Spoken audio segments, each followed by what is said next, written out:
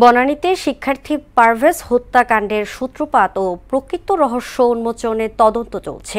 গ্রেফতার ৬ আসামির মধ্যে ২ জন আদালতে স্বীকারোক্তি দিয়েছে বলে জানিয়েছে ডিএমপির উপ-পুলিশ commissioner Talebur Rahman.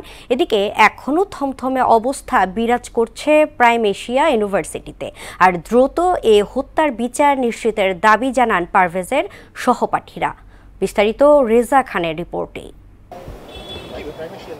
১৯ April বনানীর university of স্কলার্সের ২ ছাত্রীকে দেখে হাসাহাসির অপরাধে হত্যা করা হয় প্রাইম এশিয়া ইউনিভার্সিটির ছাত্র জাহিদুল ইসলাম পারভেজকে। পরের দিন বনানী থানায় ৮ জনের নাম উল্লেখ সহ অজ্ঞাতনামা ২০ থেকে ২৫ জনের বিরুদ্ধে মামলা করা হয়। ঘটনার ১ সপ্তাহ পরেও থমথমে অবস্থা বিরাজ করছে প্রাইম এশিয়া ইউনিভার্সিটিতে। ভীত সন্ত্রস্ত অনেক শিক্ষার্থী ক্যাম্পাসে আসছেন না। আমাদের মনের মধ্যে একটা ভয় কাজ করছে বর্তমানে কি হয়। পার্মানেন্ট ক্যাম্পাসটা খুব অতি শীঘ্রই আমাদের যাতে সুস্থভাবে করে নিতে পারে, এটা আমরা চাই। নিজেদের সহপাঠী হত্যার দ্রুত বিচারের দাবি জানান তারা। আর এটার দায়ী হচ্ছে স্কলার্সের 2টা মেয়ে, আর ওই 2টা মেয়ে এখনো ধরা হইতাছে না। আমরা জিনিসটাকে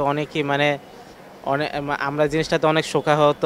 মেইন কালপিট মেয়েরা, ওদের এখনো ধরে নাই, ওদের অতি দ্রুত ধরে ওদের শাস্তি দিতে হবে। আর তারপরে যে যারা মারছে তাদের তো শাস্তি মাস্ট। ঘটনায় এ পর্যন্ত মোট ৬ জনকে গ্রেফতার করা হয়েছে। এদের ২ জন আদালতে স্বীকারোক্তিমূলক জবানবন্দি দিয়েছে বলে জানায় ডিএমপির উপপুলিশ কমিশনার তালেবুর রহমান।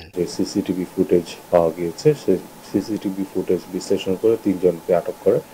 পরবর্তীতে এই ঘটনার এজাহার নামীয় আরও ৩ জনকে আটক করা হয় এবং ইতিমধ্যে আটককৃতদের মধ্যে ২ জন আদালতে স্বীকারোক্তিমূলক জবানবন্দি দিয়েছে।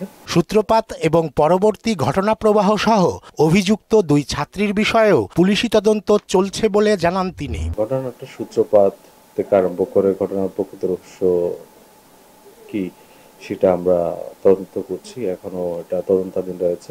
যাদেরই সংশ্লিষ্টতা পাওয়া যাবে সেক্ষেত্রে তাদেরকেই আইন আওতায় নিয়ে আসা হবে। এখানে অযথা কাউকে হয়রানি করার কোনো সুযোগ নেই। রেজা খান, মোহনা সংবাদ, ঢাকা।